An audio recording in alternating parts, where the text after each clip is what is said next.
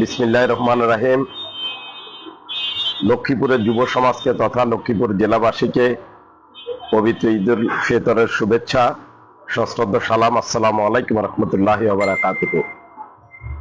আমরা দীর্ঘ এক মাস সিয়াম সাধনার পরে আগামীকালকে সারা বাংলাদেশে ঈদুল ফিতর উদযাপিত হতে যাচ্ছে। এই ঈদুল ফিতরে আমরা বিগত প্রায় 17 বছর ফ্যাসিস্ট সরকারের জাতাকলে আমরা পিষ্ট ছিলাম।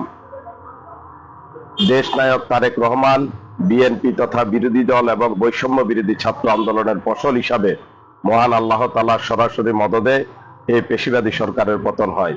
এই পেশিবাদ মুক্ত দেশে আমরা ঈদুল ফিতর উদযাপন করতে যাচ্ছি।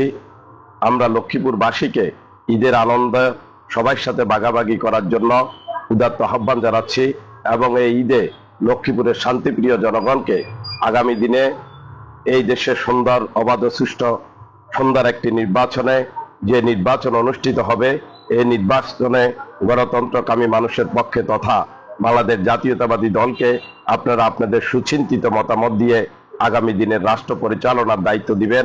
আগামী দিনে আগামীর রাষ্ট্রনায়ক দেশ নায়ক তারেক রহমানের নেতৃত্বে এদেশে সুন্দর একটি সরকার পরিচালিত হবে। এই দেশবাসী তথা লক্ষ্মীপুরে আবারও উন্নয়নের অগ্রযাত্রা অব্যাহত থাকবে। লক্ষ্মীপুরবাসী উন্নয়নের ছায়ায় থাকবে। আসসালামু আলাইকুম রহমতুল্লাহ।